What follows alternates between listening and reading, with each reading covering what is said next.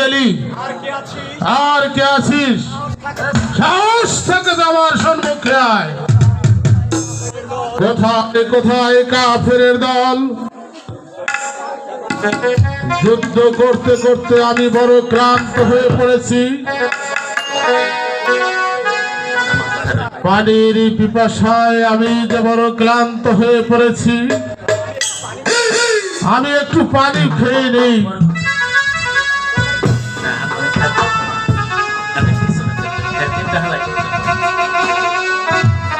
না না না না, আমি এই পানি পান করব না। যে পানির জন্য শিবিরের লোকজন ছটফট করছে, যে পানির জন্য কাশেম আলী শাহাদাত বরণ করেছে, যে পানির জন্য আমার দুধের শিশু আলী আজগর শাহাদাত বরণ করেছে, আমি পানি পান করব না।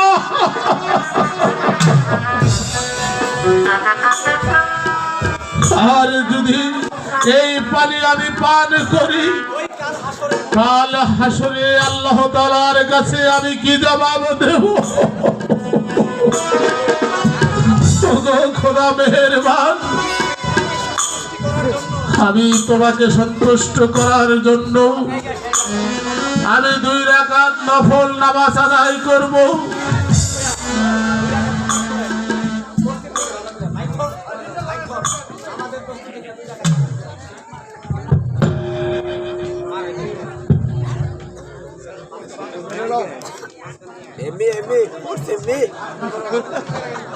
আরে পড়ছে এমনি একটু পুরো আর হচ্ছে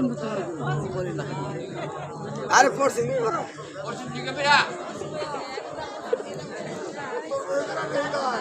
এই ভাই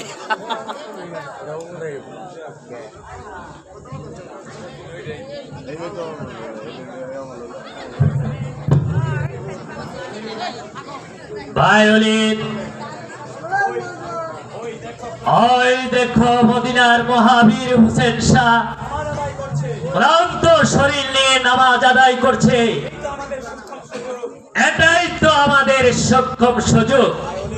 ভায়োলিন বলেন ভাইজান, পরাজতের সময় তুমি ওকে তীর নিক্ষেপ করবে। হ্যাঁ আমি তাই করবো ভাই। সাসাটা বেরিয়ে গেল।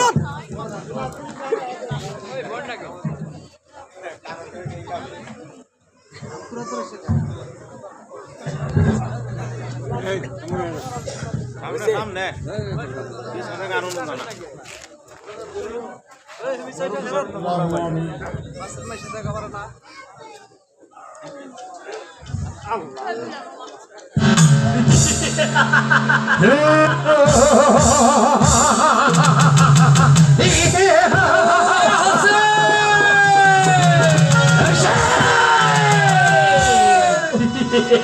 সম্রাটে হোগো তোর সিংহাসন আমি নিয়ে যাব সম্রাট অজিত দরবারে।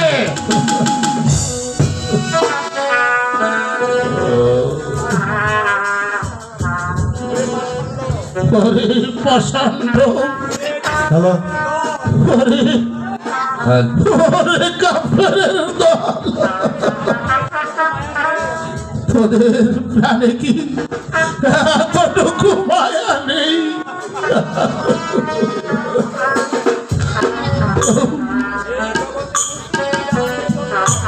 এই জগতে মুসলিম জানের জন্য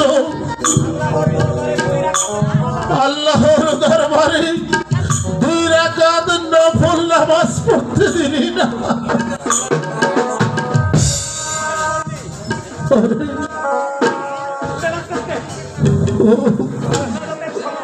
মোনাজাতের সময় তোরা আমাকে তীর নিক্ষেপ করলি।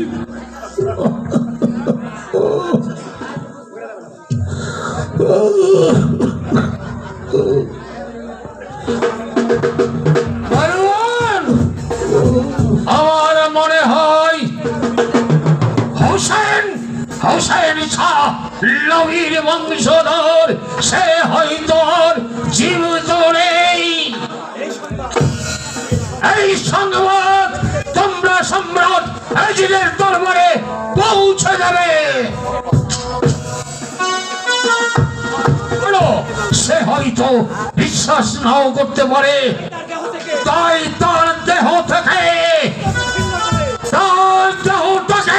ক্ষত বিক্ষত করে তার সিংহাসন নিয়ে যেতে হবে সম্রাট এজিদের দরবারে। তাহলে সে বিশ্বাস করবে। আর প্রাপ্য 1 লক্ষ স্বর্ণ মুদ্রা। আপনি তো অনেক অনেক সাহসী, আপনি যান ওর মাথাটা কেটে নিয়ে আসুন। তাই শিবার, তুমি সত্যি কথাটাই বলেছ। আমি অনেক লোককে হত্যা করেছি, কিন্তু আমার অনেক সাহস, কিন্তু আমি যে তার কাছে যাইতে অনেক ভয় পাইতেছি। সে যদি না মরেও মরার ভান করে থাকে, আর আমি তার কাছে গেলে সে যদি আমাকেই হত্যা করে, আমি পারবো না, আমি পারবো না শিবার, আমি পারবো না।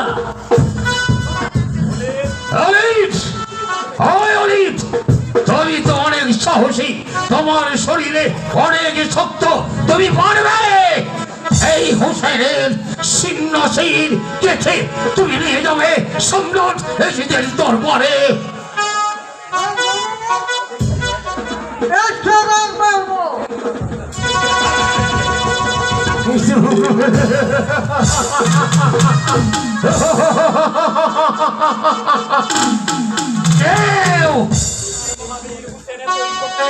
হোসেনের মদিনার মহাবীর হোসেন এতটা শক্তিশালী, ওকে সম্ভব নয়। তাই তো আমি সম্রাট এজিদের হুকুমে আমি হোসেনকে শিরচ্ছেদ করে আমি নিয়ে যাব তার ওই মাথা মূল্য। তার বিনিময়ে সম্রাট আমাকে দেবে 10 লক্ষ স্বর্ণ মুদ্রা।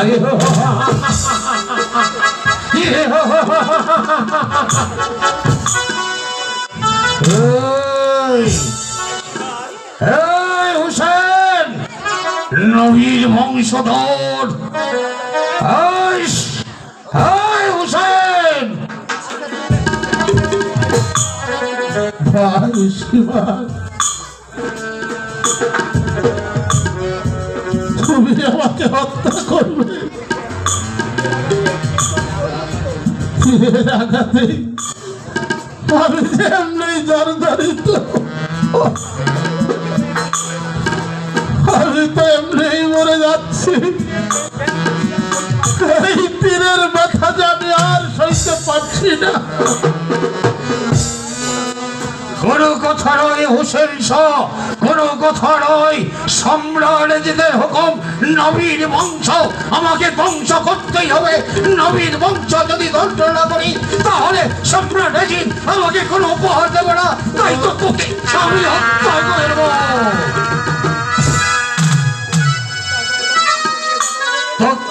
এজিদের দরবারে তোর মূল্য নিয়ে যাবো।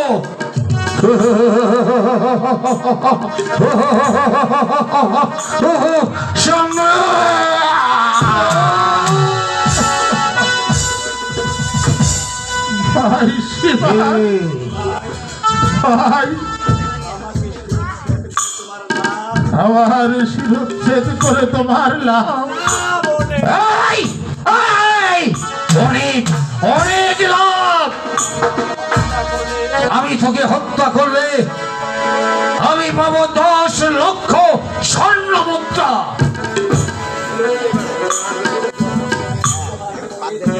আর তোর মূল্যে উপহার দেব সম্রাট এজিদকে। আমি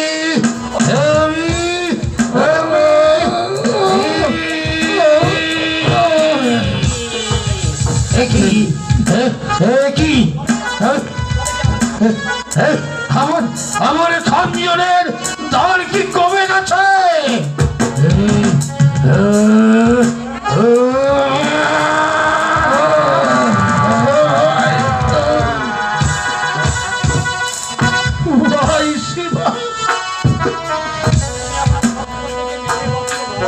আমার পক্ষ থেকে নেমে বসো ভাই।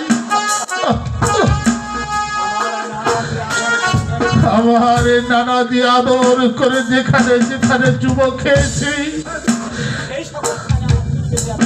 আর সেই সকল স্থানে আমার তীর বেঁধে আছে। আমার ভীষণ কষ্ট হচ্ছে ভাই, তুমি আমার পক্ষ থেকে নেমে বসো।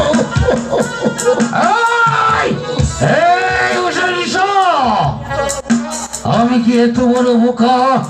আমি তোর মুখ থেকে উঠে বললে তুই তুই যে আমাকে আঘাত করবে তো আমি জানি তাই তো। ভাই সীমা,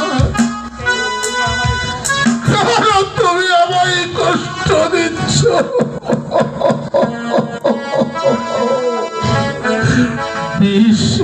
খাতি আমি যে তীরের আঘাত সহ্য করতে পারছি না। তীরের আঘাতেই যে আমি মারা যাব ভাই সীমা। তুমি আবার মাথা পরে কেটে নিও ভাই, আমি যে আর সহ্য করতে পারছি না। বিশ্বাস আমার নেই হোসেন শাহ। আমি তোকে হত্যাই করব। দেখি আমার এক্ষুনি ধার কমে গেছে, আমি এক্ষুনি ধার করে আনছি।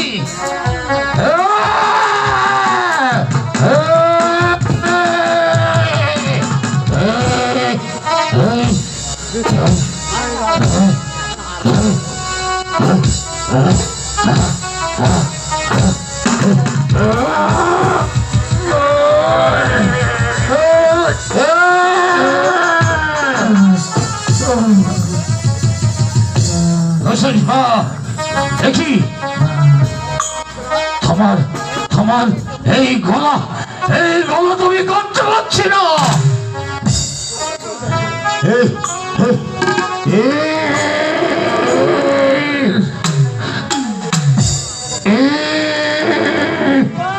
ভাই শিবা,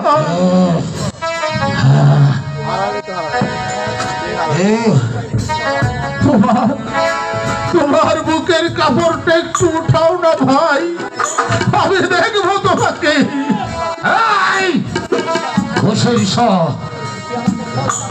তুই আমার সাথে ছলনা করছিস, আর আমি তোকে হত্যা করবো। আমি তোর মুখ থেকে উঠে পড়লেই কখনই তুই আমাকে আঘাত করবি, তা আমি হতে দেব না হোসেন শাহ, তা আমি হতে দেব না। ভাই সীমা, আমি হলাম নবীর বংশধর, আমি আমার কথা কোনোদিন লজ্জা করি না। তোমার বুকের জামাটা তুমি একটু উঠাও ভাই। ঠিক আছে হোসেন শাহ, তবে তুমি দেখে নাও।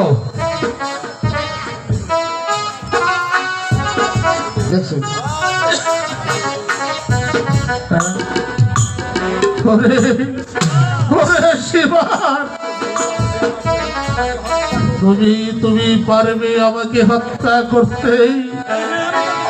হ্যাঁ, আমি তোকে হত্যা করব। ভাই শিবা, আমার নানাজি বলেছিলেন যার মুখে একটি পশম থাকবে না